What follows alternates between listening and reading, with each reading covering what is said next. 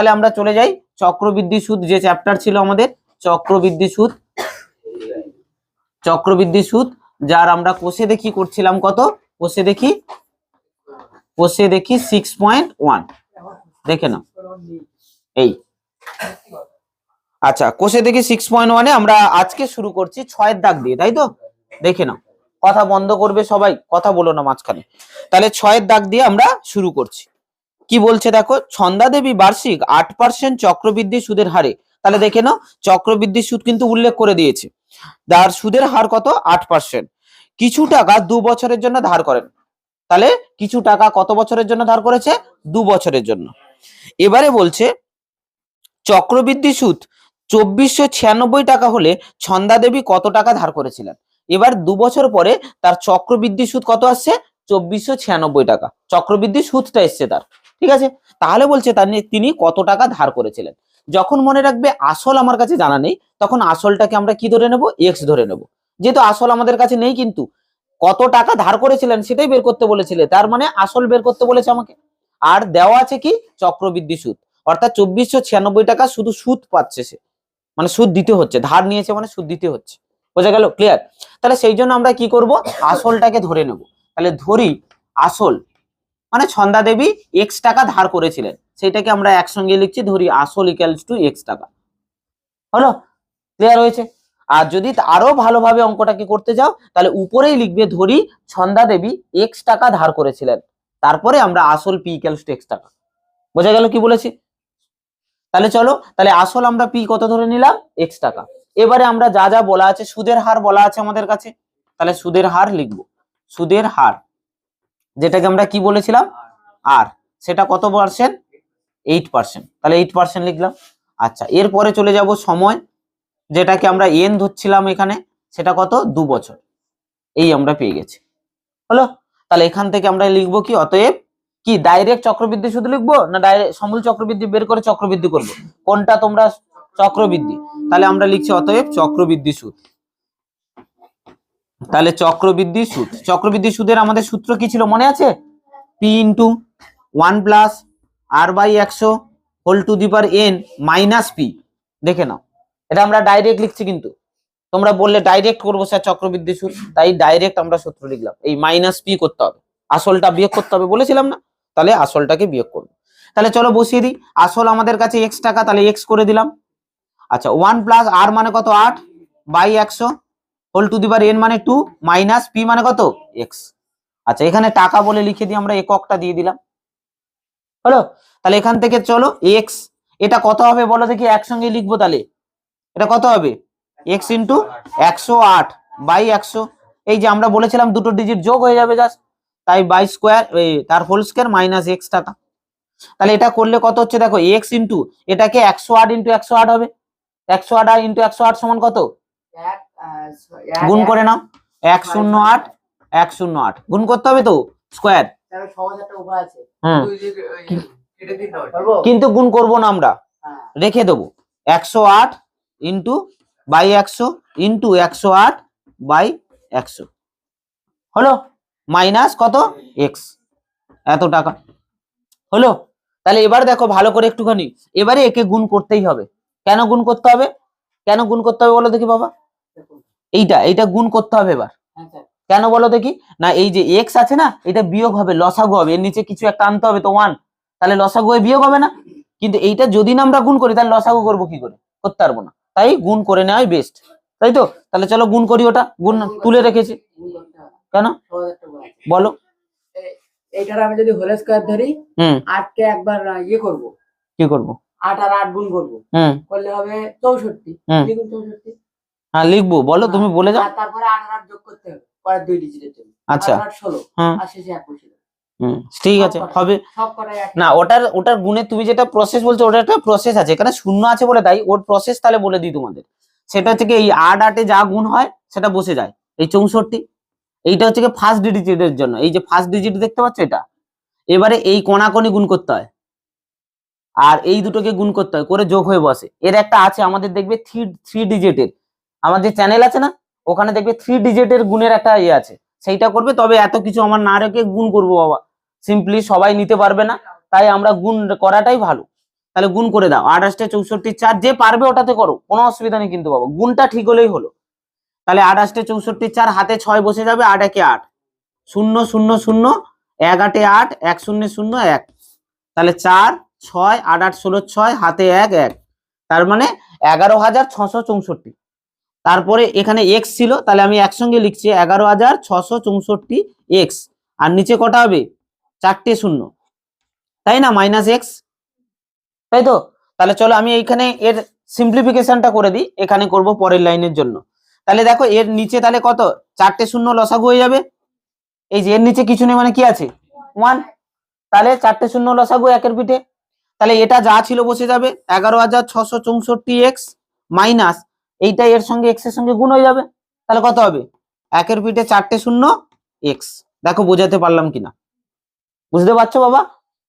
না বুঝতে পারলে বলবে কিন্তু, কোনো অসুবিধা নেই, বলবো কিন্তু আবার, ঠিক আছে।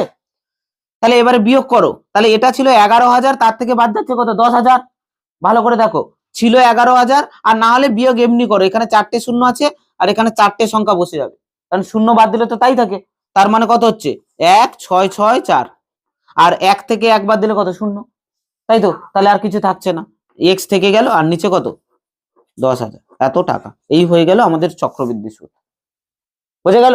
এবারে দেখো এইটা পেলাম এক্স ধরে চক্রবৃদ্ধি সুদ, আর বইতে চক্রবৃদ্ধি সুদ বলা আছে কত, 2496, শর্তানুসারে এটা আর ওটা সমান করে দেবো, উত্তর হয়ে যাবে। তাহলে উপরেরটা মুছে দিলাম। তাহলে এবার আমরা কি করব না, এখানে প্রশ্নানুসারে বা শর্তানুসারে যে যেমন খুশি লিখতে পারো, তা আমি শর্তানুসারে লিখলাম। তাহলে শর্তানুসারে আমাকে কি বলেছিল, দেখো চক্রবৃদ্ধি সূত্রটাই হবে কত, 2496, আর আমি এক্স ধরে চক্রবৃদ্ধি সুদ কোনটা পেয়েছি, এইটা, তাহলে এটা আর ওটা সমান করে দেবো। তাহলে 1664 এক্স বাই কত, 10,000, 4টে শূন্য ইকুয়ালস টু কত, 2496, হলো। তাহলে এইখান থেকে এক্স বেরিয়ে আসবে, বা চিহ্ন দেবো, এক্স ইকুয়ালস টু, দেখো এখানে এক্স এর সঙ্গে যেটা গুণ ছিল ওটা ভাগ হয়ে যাবে, আর যেটা ভাগ ছিল ওটা কি হবে, গুণ হবে, তাহলে সেটাই করব। তার মানে 2496, তার সঙ্গে গুণ হবে কত, একের পিঠে 4টে শূন্য, 10,000টা গুণ হয়ে যাবে, আর নিচে চলে আসবে কত, বলো, 1,664, হলো। তাহলে এইবারে এটা কাটাকাটি করলেই আমরা অ্যান্সার পাবো। যদি ছোট ছোট করে এটা মুছি, লেখা হয়েছে এটা, আচ্ছা, যদি এটাকে মোটামুটি ছোট ছোট করে তোমরা কাটাকাটি করতে চাও তাহলে ছোট ছোট করে করতে পারো, তবে একদম ছোট করো না, তাহলে অনেকক্ষণ ধরে কাটাকাটি করতে হবে এবং এখানে আর জায়গা কুলোবে না, কারণ দেখতে পাচ্ছ ডিজিট অনেক বড়। তাহলে আমরা সবচেয়ে ছোট 4 দিয়ে ভাগ যাচ্ছে কিনা দেখবো।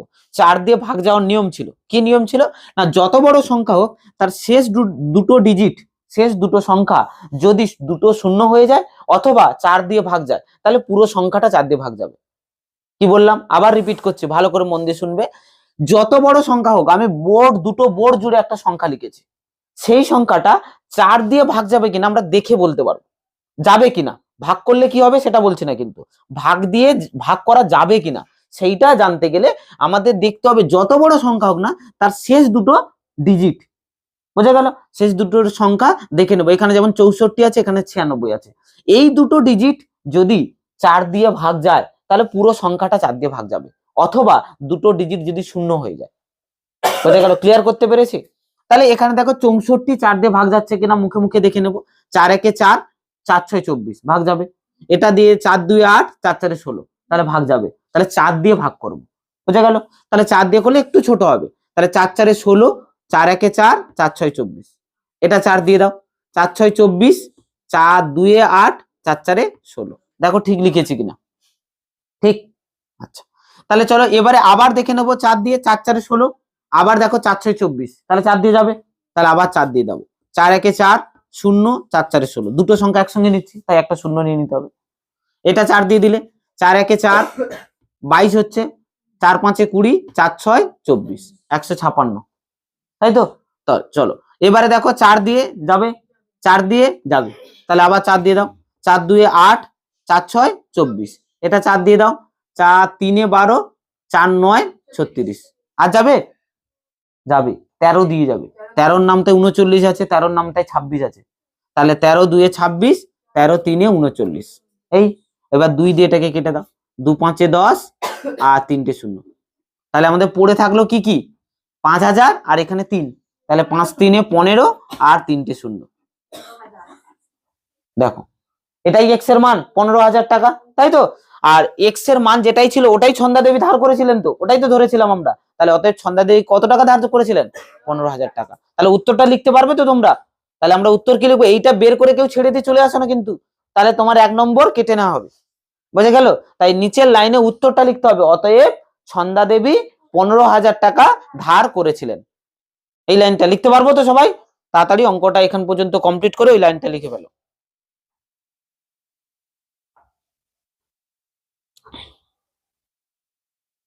তাড়াতাড়ি কুইক করো, কুইক। প্রচুর অঙ্ক দেখাতে হবে আমাকে বাবা। ভাগ করতে করতে শিখে যাবে। হ্যাঁ হ্যাঁ, একটু কাটাকাটি করতে হবে, গুণ করতে হবে, বড় বড় হবে বাবা। কিন্তু ভালো অঙ্ক বাবা, ফরমেশনে চলে পুরোটাই।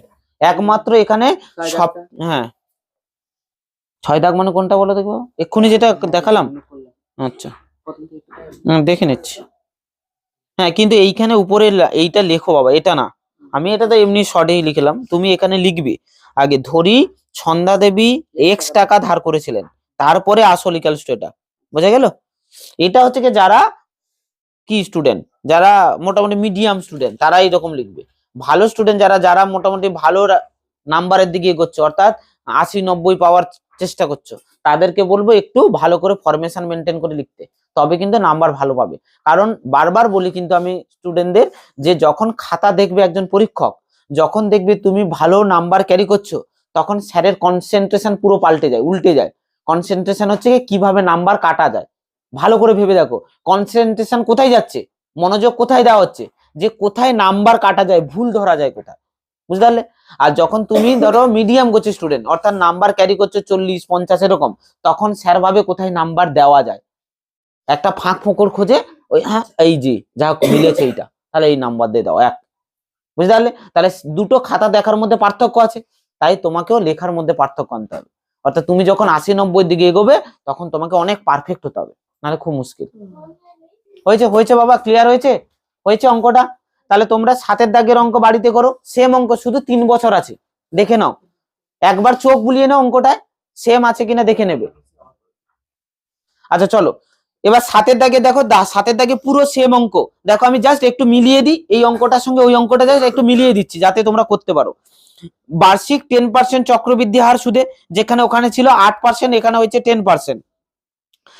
কিছু টাকা, এটা হচ্ছে কোন আসলের, সেই একই হলো কোন আসলে। 3 বছরের চক্রবৃদ্ধি সুদ, ওখানে ছিল 2 বছরের, ওখানে ছিল 2496, এখানে হয়েছে 2648। তাহলে দেখো অঙ্কটা পুরো সেম, শুধু 2 এর জায়গায় 3 বসবে আর 8 এর জায়গায় 10 বসবে, বাকি অঙ্ক কিন্তু সেমই থাকবে, পুরো সেম গাঠনিক দিক থেকে। বোঝা গেল কি বলেছি? চলো এবারে আমরা 8 এর আর 9 এর একটা অঙ্ক করব। চলো 8 আর 9 এর একটা অঙ্ক করি, ঠিক আছে? তাহলে চলো, তাহলে কোনটা করব, 8 করব না 9 করব? যেটা বলবে সেটা দেখাবো, বলো। 9টাই করাবো, 3টে আছে বলে, তাই তো? 3 আছে না ওখানে, আর এটাই 2 আছে। হ্যাঁ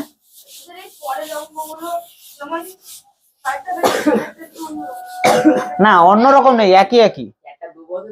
হ্যাঁ 8এরটা আছে 2 বছর আর 9এরটা আছে 3 বছর। তাহলে 8এরটা আমি করি, 9এরটা তোমরা করবে, কারণ ওটা 3টে গুণ না, গুণ করে সময় নষ্ট করা যাবে না বাবা, তাহলে আমরা নেক্সট অঙ্ক দেখতে পাবো না। দেখাতে হবে তো আমাকে বেশিরভাগ টাইপ গুলো, কারণ 10 11-এর মধ্যে আবার একটা অঙ্ক দেখাতে হবে আমাকে। দেখো এই আসতে নিজেদের মধ্যে কথা বন্ধ করো বাবা। 10 11-এর মধ্যে একটা অঙ্ক দেখাতে হবে, আবার দেখো 12 13-এর মধ্যে একটা অঙ্ক দেখাতে হবে, 14 15-এর মধ্যে একটা অঙ্ক দেখাতে হবে, তবে আমরা এতগুলো টাইপ শিখতে পারবো, নালে হবে না, অঙ্ক করতে পারবে না তোমরা। বুঝতে পারলে কি বলেছি? তাই এতগুলো অঙ্ক আমাকে দেখাতে হবে, তাই সবাই কি বলছি আর কি। তাহলে আমি 8 এর দাগের অঙ্কটা দেখাই, 2 বছর আছে, তাই 8 এর দাগেরটা দেখাবো। হলো? দেখো কি বলছে, দেখো আবার পড়ছি আমি, মন দিয়ে শোনো কি বলছে।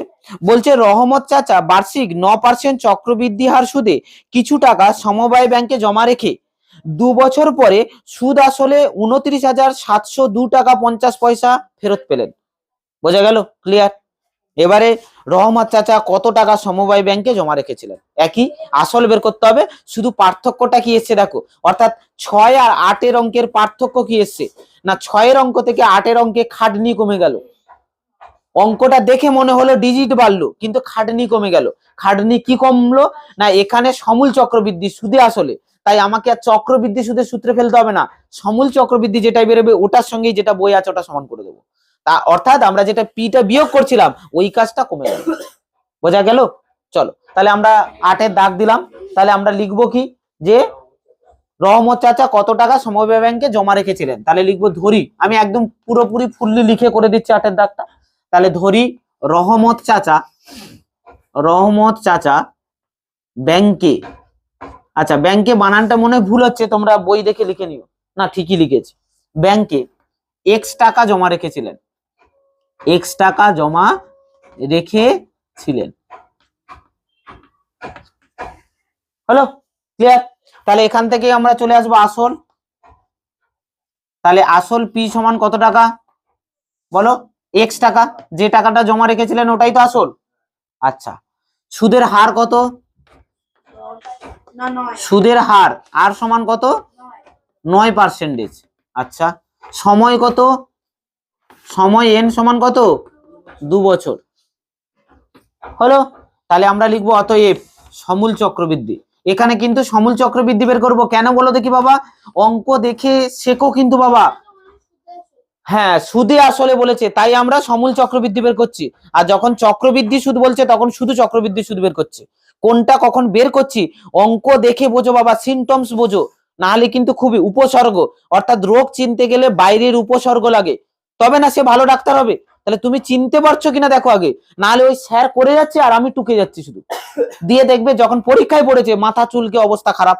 অর্থাৎ চক্রবৃদ্ধি সুদ বের করবো না সমূল চক্রবৃদ্ধি বের করবো। বোঝা গেল? দেখা যাবে চক্রবৃদ্ধি শুধু বলেছে অঙ্কে, তুমি সমূল চক্রবৃদ্ধি বের করে বসে আছো, আর তুমি না হলে সমূল চক্রবৃদ্ধি বের করতে বলেছে আর তুমি চক্রবৃদ্ধি সুদ বের করে বসে আছো, দিয়ে সমান করে কাটাকাটি করে 5 পেজ করে ফেলেছো, খুব বাজে অবস্থা হয়ে যাবে। তাহলে সমূল চক্রবৃদ্ধি কি করে বের করবো আমরা? না ডাইরেক্ট সূত্র বসে যাবে। কি সূত্র ছিল? P into 1 plus r by 100 whole to the power কত এন, এই তো ছিল আমাদের। হলো? তাহলে চলো বসিয়ে দিই। পি মানে কত? এক্স, 1 প্লাস আর মানে কত 9 by 100 whole to the power n মানে কত 2। তবে একক দেবে টাকা।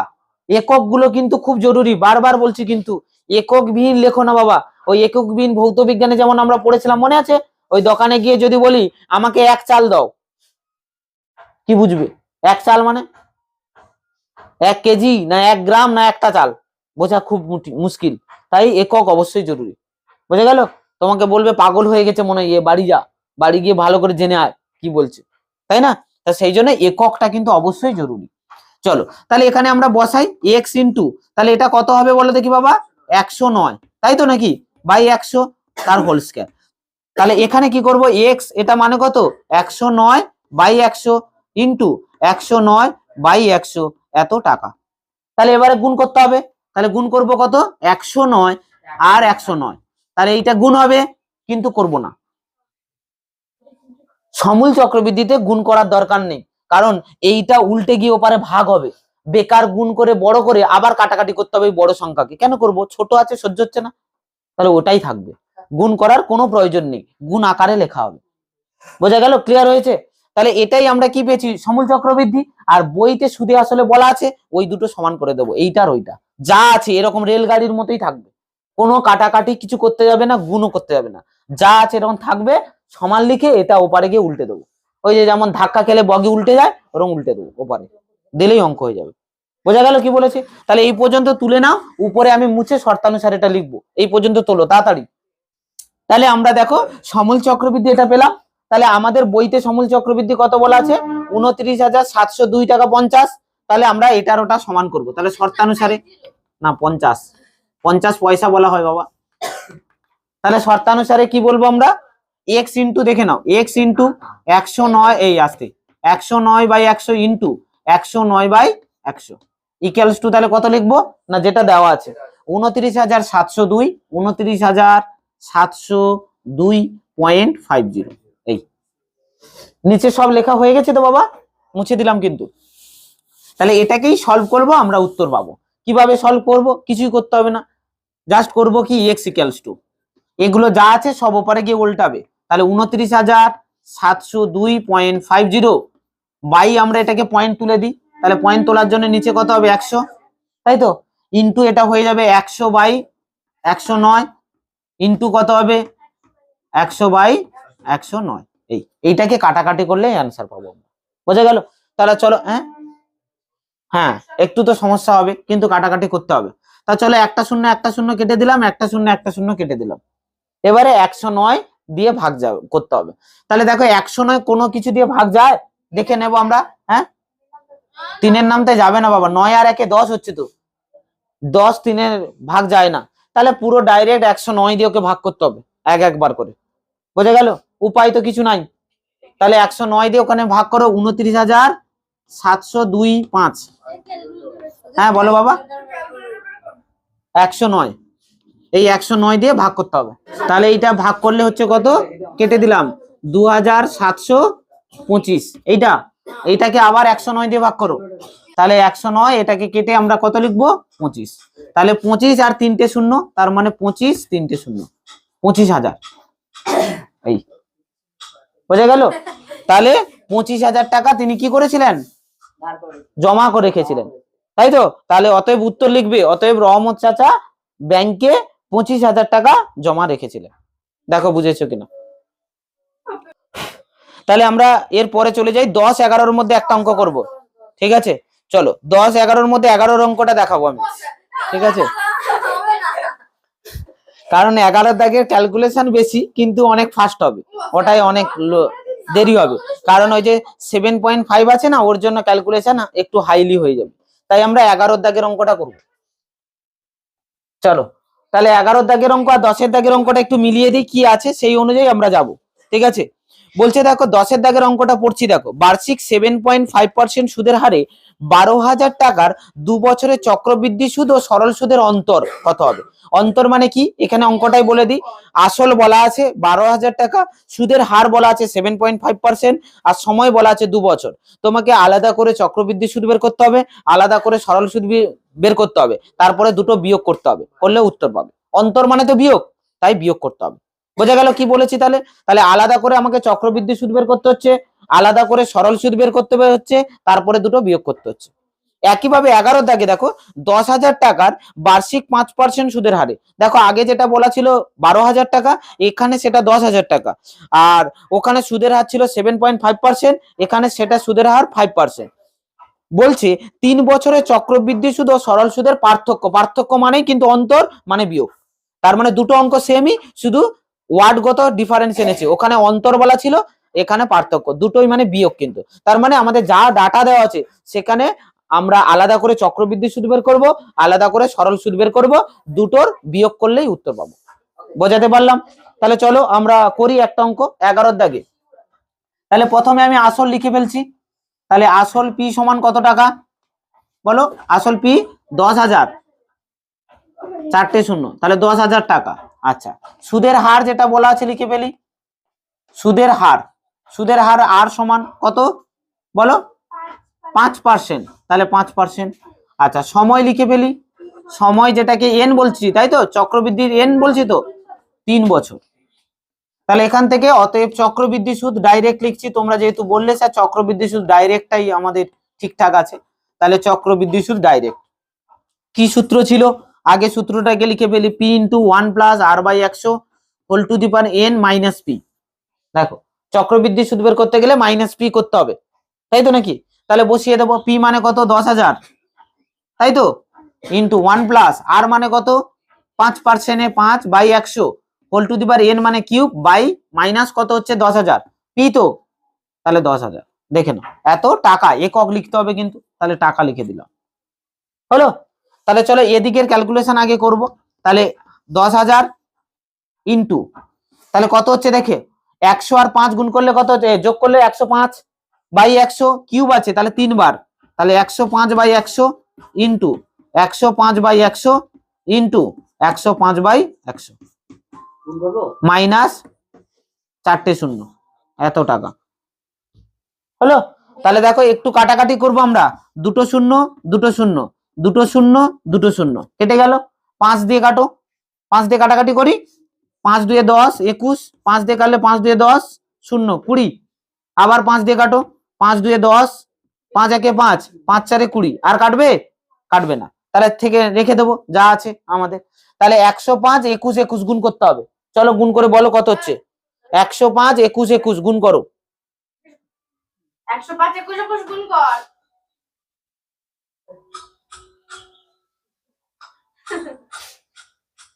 বলো তাড়াতাড়ি বলো, তাড়াতাড়ি বলো। 105 ইন্টু 21 21। হ্যাঁ আবার 21 দুটো 21 105। 305 ঠিক করে বলছো তো? 46305 46305 এইটা আসছে। 22 আর মাইনাস কত 10,000 এত টাকা, তাই তো? তাহলে এটা 4 দিয়ে ভাগ করে বলো কত হচ্ছে। ডিভাইডেড 4। 11,000 না 11576.25 576.25 হ্যাঁ মাইনাস 10,000। আবার তাহলে এটা করলে কত হচ্ছে দেখো, 11,000 থেকে 10,000 বাদ মানে 1,000 থাকছে, 1,576.25 এত টাকা। এই গেল চক্রবৃদ্ধি সুদ। বোঝা গেল? হ্যাঁ বলো বাবা। নিশ্চিত মনে কোথাও একটা ডাউট হয়েছে। কোথায় 4? এই যে 4 ভাগ করে দিয়ে এইটা পেলাম তো, পয়েন্ট এলো তার জন্য।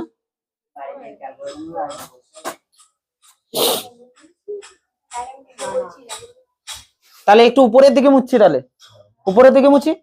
তাহলে দেখো একে ডিজিট থাকছে, এবারে আমরা সরল সুদ বের করব একই। তাহলে আর এগুলো কিন্তু লিখছি না, এবারে ডাইরেক্ট সরল সুদে চলে যাবো। আমি এবারে এইটুকুটার মধ্যেই করছি, ঠিক আছে? তাহলে এবারে চলো আমরা অতএব আবার লিখবো, অতএব সরল সুদ। আর একবার সরল সুদ বের করতে হবে তো। তাহলে সরল সুদ ইকুয়ালস টু কি সূত্র ছিল? পিআরটি না পিটিআর? একই। ও আচ্ছা, একই যখন যে কোনো একটা পিআরটি বাই 100। জানি না, তোমরা বললেই শিখে নেবো আমি, ঠিক আছে? তাহলে পি মানে বসিয়ে দিই। পি মানে কত? 10,000 ইন্টু আর মানে কত? 5। টি মানে কত? বাই কত? চলো কাটাকাটি করে দিই, দুটো শূন্য দুটো শূন্য। তাহলে 5 3 15 আর দুটো শূন্য, তার মানে 1500 টাকা, তাই তো? তাহলে সরল সুদ আমরা পেলাম কত? 1500 টাকা। আর চক্রবৃদ্ধি সুদ কত পেলাম? 1576 টাকা 25 পয়সা, তাই তো? তাহলে এইটা থেকে এটা বিয়োগ করে দেবো, উত্তর হয়ে যাবে। তাহলে এটা উত্তর, এইটা উপরেরটা মুছলাম দিয়ে উত্তরটা লিখবো। তাহলে অতএব চক্রবৃদ্ধি সুদ, চক্রবৃদ্ধি সুদ ও সরল সুদের অন্তর, সরল সুদের কি ছিল? পার্থক্য না? এই কোশ্চেনে কি বলেছিল? পার্থক্য। তাহলে যা কোশ্চেন বলবে সেই অনুযায়ী লিখবে কিন্তু, বোঝা গেল? তাহলে পার্থক্য সমান কত হবে? 1576.25 মাইনাস 1500 এত টাকা। তাহলে বিয়োগ করলে আমরা নিশ্চয়ই পাবো 76.25 টাকা। এটাই হলো অ্যান্সার। দেখে নাও। এই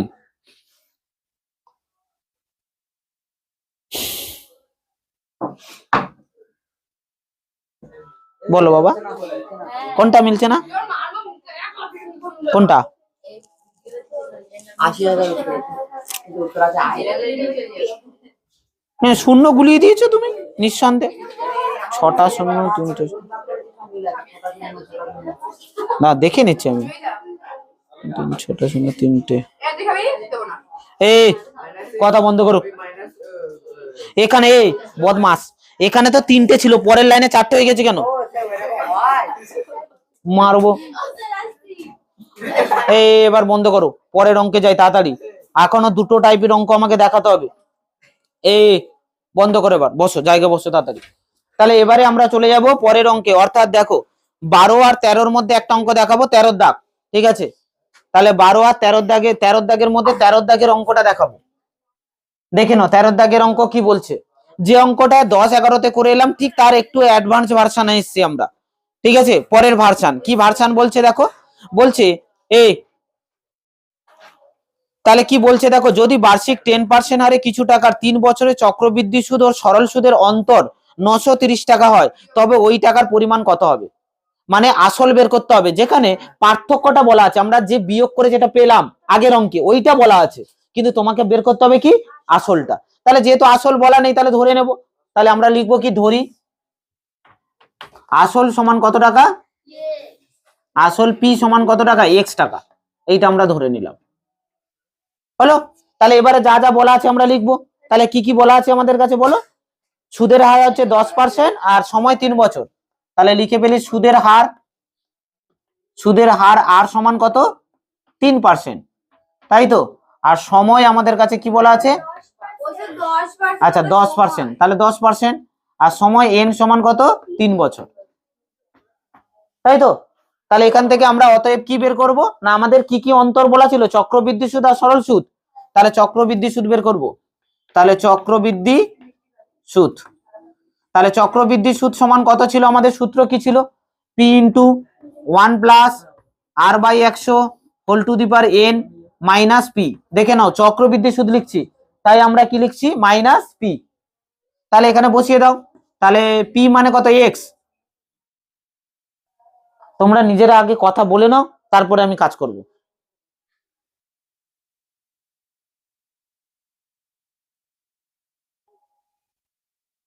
তাহলে পি এর ভ্যালু কত বসলো, এক্স। এখানে 1 প্লাস আর এর মান কত আমাদের, সুদের হার 10 by 100 whole to the power n মানে কত 3 মাইনাস পি মানে কত, এক্স, এত টাকা।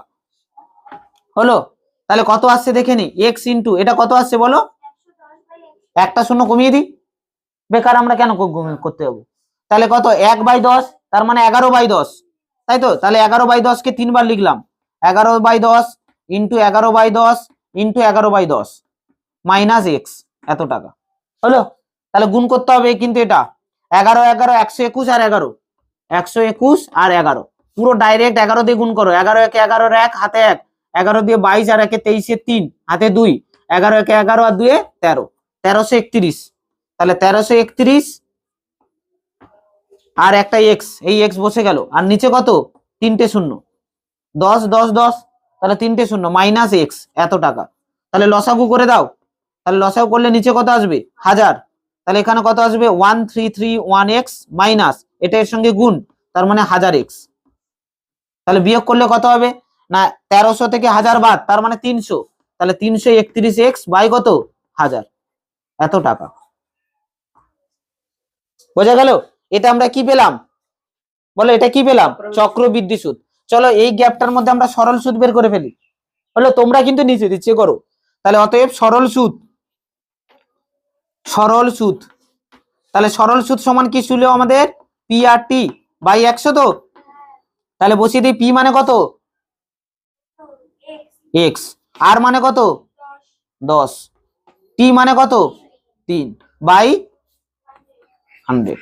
হলো, তাহলে একটা শূন্য কেটে দাও, আর কাটবে না, তাহলে থেকে যাবে 3x/10, এত টাকা। বোঝা গেল? তাহলে চলো এই পর্যন্ত লিখে ফেলো, তারপরে আমরা শর্তানুসারে করব। আচ্ছা চলো, তাহলে উপরেরটা মুছে দিলাম অন্তত। তাহলে এবারে আমরা চলে যাব যেটা কন্ডিশনে ছিল। তাহলে শর্তানুসারে লিখবো প্রথম। তাহলে শর্তানুসারে কি লিখবো না, আমাকে বলেছিল, দেখো অঙ্কটা বড় ভালো করে বলেছিল, চক্রবৃদ্ধি সুদ আর সরল সুদের অন্তর, অন্তর মানে কি, বিয়োগ, অন্তর মানে মাইনাস নয়, বিয়োগ, তাই তো। তাহলে বিয়োগ করতে হবে। তাহলে হ্যাঁ, মাইনাস ইংরাজিতে আর বিয়োগ বাংলায়। তাহলে এটা থেকে চক্রবৃদ্ধি সুদ বেশি তো, তাহলে এটা থেকে এটা বিয়োগ, এটা থেকে ওটা নয় কিন্তু, তাহলে এটা থেকে এটা বিয়োগ করো, তাহলে কত হচ্ছে, তাহলে 331x বাই কত 1000, তাই তো, ঠিক লিখেছি তো। মাইনাস এটা কত আসছে বলো, 3x/10, এইটা ইকুয়ালস টু কত বলেছে, 930। দেখে নাও, বোঝা গেল? এবার এইটাকে সলভ করব, উত্তর পাবো। নিচে মুছে দিলাম, এগুলো আর লাগছে না আমার কিন্তু। তাহলে চলো বসিয়ে দিই এখানে। তাহলে এখান থেকে আমরা লসাগু কত পাবো, নিঃসন্দেহে 1000, তাই তো।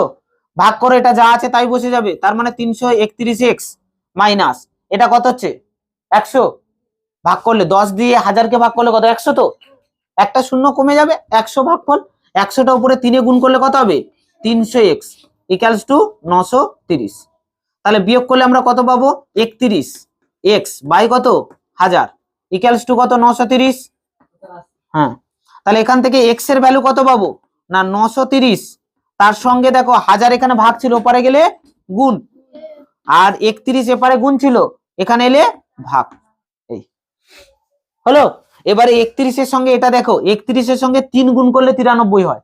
দেখো 31-এর সঙ্গে 3 গুণ করে দেখো, 3 একে 3, 3 3 9 মিললো। তাহলে 31, 93 কেটে 3, আর পিঠে একটা শূন্য ছিল, তার মানে 30। তার মানে এখানে 30 আর ওপারে 3টে শূন্য, তার মানে 30,000 টাকা। এই হয়ে গেল উত্তর। তাহলে অতএব আমরা উত্তর লিখবো, অতএব নির্ণেয় আসল, যে আসল আমাদের নির্ণয় করতে বলেছিল, নির্ণেয় আসল ইকুয়ালস টু কত টাকা না 30,000 টাকা।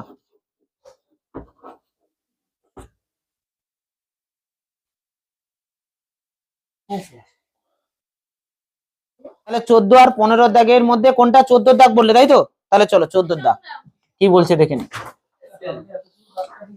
তাহলে বলছে দেখো, বার্ষিক চক্রবৃদ্ধি সুদের হার যদি প্রথম বছর 7% এবং দ্বিতীয় বছর 8% তবে 6,000 টাকার 2 বছরের চক্রবৃদ্ধি সুদ হিসেব করে লিখি।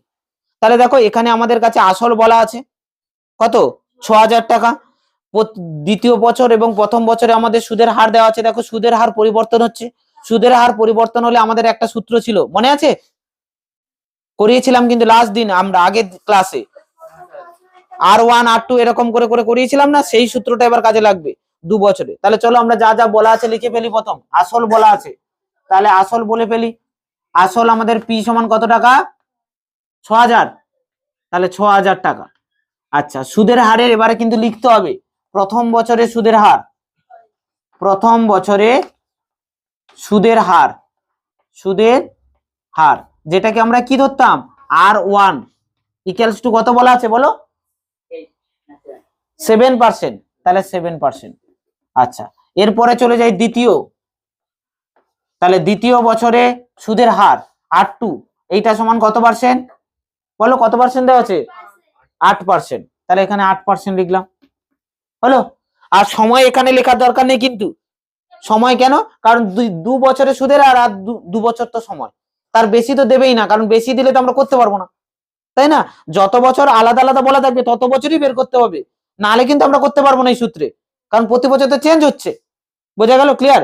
আর যদি অনেক সময় অঙ্কটাকে কঠিন করার জন্য কি করে না, বলে দিল প্রথম বছরে সুদের হার 8% আর বাকি বছরগুলো সুদের হার 8% হলে 5 বছরের চক্রবৃদ্ধি সুদ বা সমল চক্রবৃদ্ধি বের করো। তাহলে তোমাকে ধরতে হবে প্রথম বছর R1 সমান ধরো 7, দ্বিতীয় বছর R2 সমান 8, তৃতীয় বছর R2 সমান R3 মানে 8, তার মানে পরে সবগুলোতে 8 থাকবে। সেইভাবে তোমাকে সব সূত্র লিখতে হবে।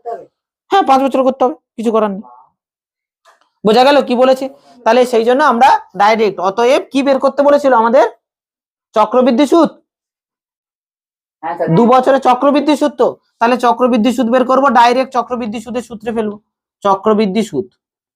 তাহলে চক্রবৃদ্ধি সুদ সমান কি ছিল আমাদের না, পি ইন্টু, আগে সূত্রটা লিখছি, 1 plus R1/100 into 1 plus R2/100 into 1 plus R3/100, তাই তো? কিন্তু লিখবো না, আমাদের R2 পর্যন্ত দিয়েছে, তাই R2 পর্যন্তই লিখবো। আর চক্রবৃদ্ধি সুদ মাইনাস পি। বোঝা গেল? সমূল চক্রবৃদ্ধি বললে এই পর্যন্ত করতাম, কিন্তু যেহেতু চক্রবৃদ্ধি বলেছে তাই মাইনাস পি করে দিলাম। বোঝা গেল? ক্লিয়ার হয়েছে? চলো বসিয়ে দিই। তাহলে পি মানে 6,000, 1 প্লাস R1 মানে কত 7, তাহলে 7/100 ইন্টু 1 প্লাস R2 মানে 8/100 মাইনাস পি মানে কত 6,000, এত টাকা। এই তাহলে এখানে বসাই, তাহলে এখানে 6,000 ইন্টু 107/100 ইন্টু 108/100 মাইনাস 6,000, এত টাকা হলো। তাহলে করব কিভাবে দেখে নাও, এখান থেকে 6,000 কমন নিয়ে নেবে, এই দুটো থেকে 6,000 কমন বেরিয়ে এলো। তাহলে এখানে 107 আর 108 গুণ করো, বলো কত হচ্ছে 107 আর 108,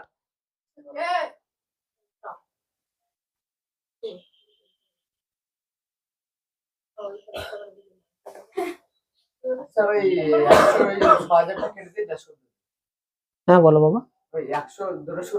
না কাটলে সেই লসাগু করতে হবে সঙ্গে, সব তো কাটবে না, 3টে কাটবে, একটা থেকে যাবে। তখন গুণ করে করতে দরকার নেই, 6,000 করলাম, এখানে -1 হয়ে যাবে, তাতে আমার লসাগু করতে সুবিধা হবে। হ্যাঁ বলো বাবা।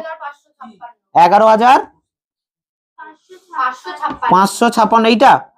আচ্ছা বাই কত, 4টে শূন্য, এই মাইনাস কত 6,000, এই এত টাকা, এই 6,000 না, এটা 1 হবে, 1 এই 1, কারণ 6,000 তো বাইরে বের করে নিয়েছে, হলো? তাহলে 6,000 যেমন ছিল থেকে গেল, ইন্টু এটা করলে কত হচ্ছে না, নিচে দেখো এই লসাগুটা থেকেই যাবে, 11,556 যেমন ছিল থাকলো, মাইনাস এটা গুণ হয়ে 10,000 এখানে উঠে যাবে, হলো? এর বাকিটা এখানে করছি আমি।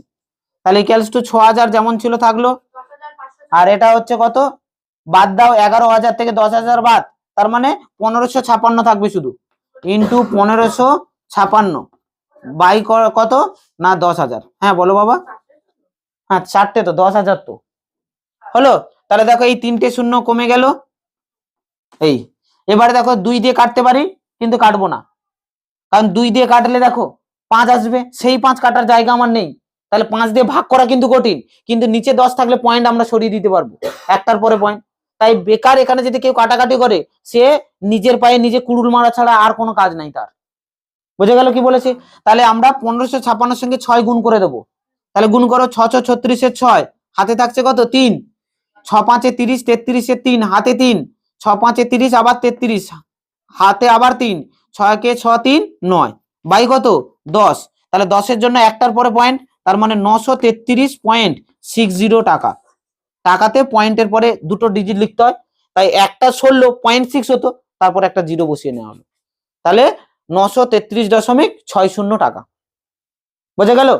এইটা এলো আমাদের কি চক্রবৃদ্ধি সুদ। তাহলে মোটামুটি তোমরা 15 দাগ পর্যন্ত করে এসো সবাই, ঠিক আছে? কমপ্লিট করে আসবে, বাকি অঙ্ক পারলে করো, না পারলে কোনো করার নেই, আমরা পরের দিন নেক্সট দিন শেষ করব 25 পর্যন্ত।